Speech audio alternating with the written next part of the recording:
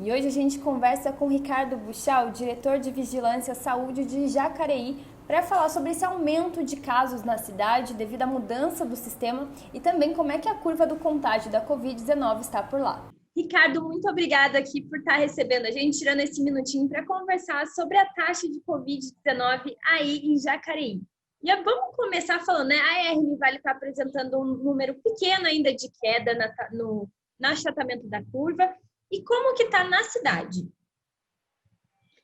Nós, desde a segunda quinzena de agosto, que nós percebemos que o platô, nós já havíamos alcançado o platô, porque percebemos ao longo do mês de agosto uma desaceleração. Aí essa quantidade média de casos diários, semanais, a gente usa a semana como unidade, ela se estabilizou e depois começou a decrescer. Então, nós já estamos indo para a terceira semana de queda do número de novos casos confirmados. Legal. E aí, a gente teve uma mudança, né, de sistema em Jacareí que acabou tendo um aumento de número de casos, né? Queria que você comentasse com a população para realmente alertar isso. O que aconteceu? Por que teve essa mudança de sistema? Ok. Na verdade, nós não tivemos aumento no número de casos. Nós estamos vivendo já há 3 semanas uma diminuição, uma redução no número de casos.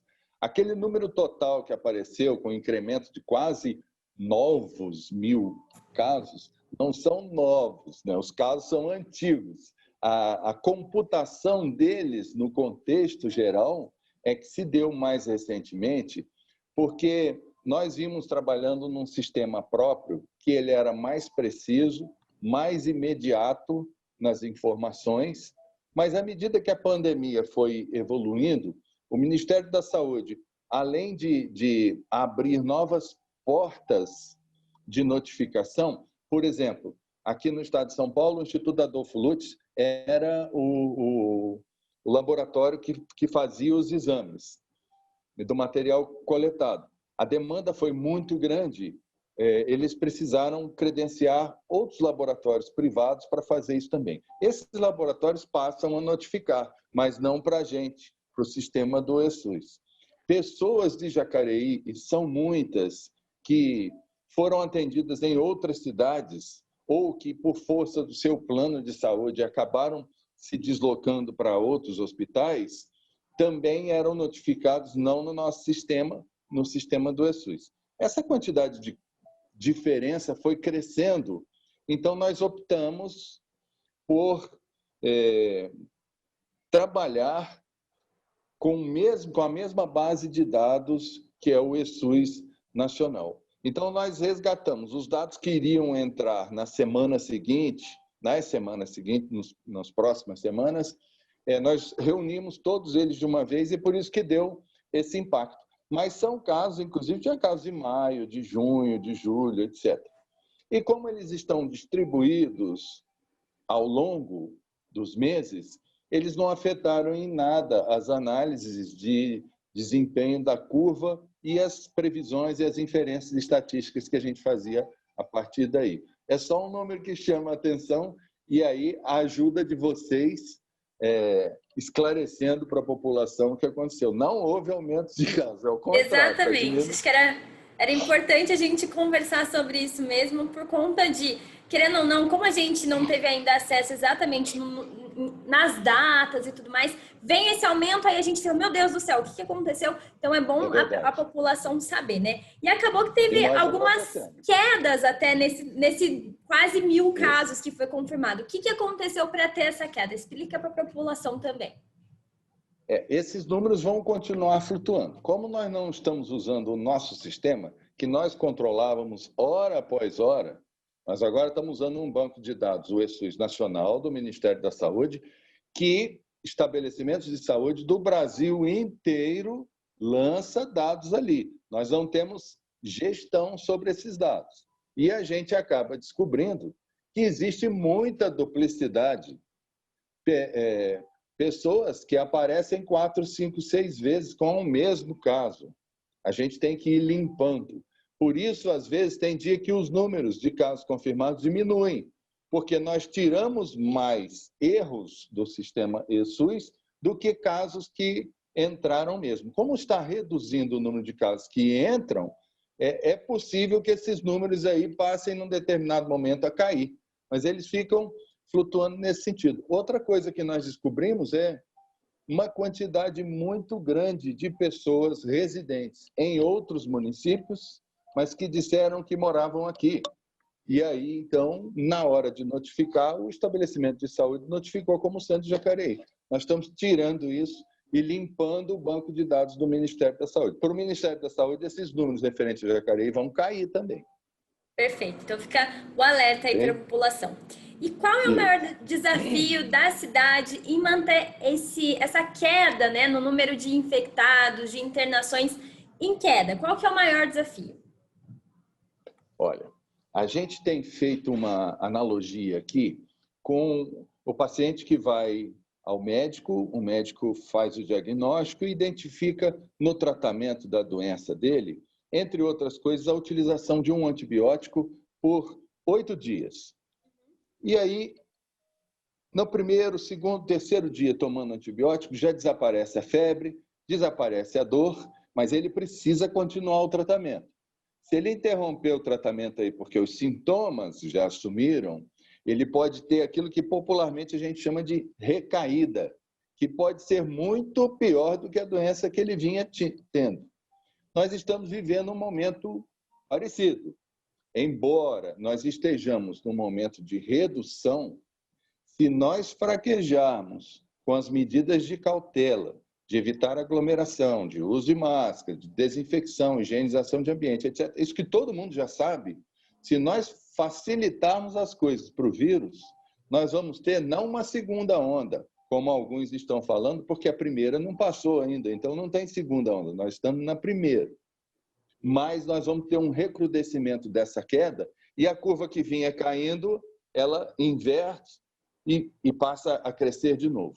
Isso é muito ruim, porque já houve um desmonte na cabeça das pessoas de que as coisas vão passar. E a pior coisa do mundo é você pensar que vai dar certo e não dar certo. Então, é muito perigoso a falta de cuidado nesse momento. Mas... E as pessoas...